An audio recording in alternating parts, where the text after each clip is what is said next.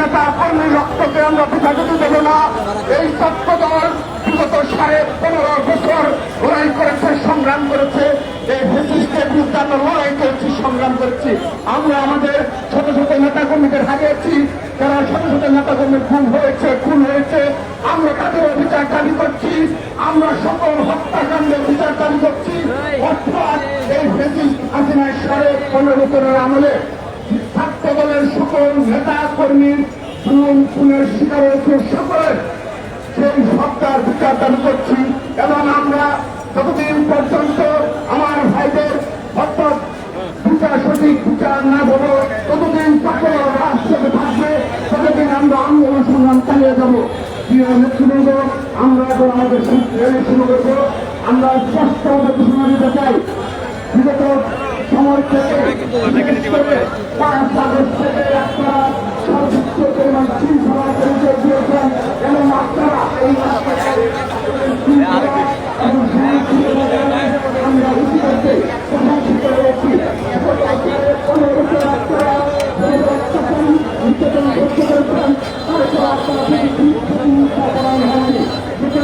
আপনার জনতা এই ছাত্রদেরকে ধন্যবাদ দিচ্ছে, ছাত্রদেরকে ধন্যবাদ দিচ্ছে।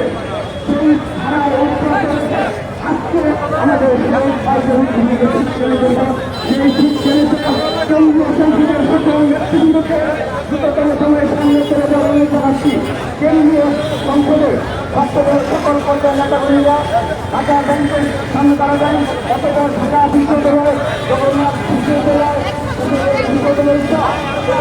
আপনারা যেতে পারেন, দাঁড়িয়ে যাবেন। কিন্তু আমরা ওনার হাতে বিশ্ববিদ্যালয় রেখে হবে আমরা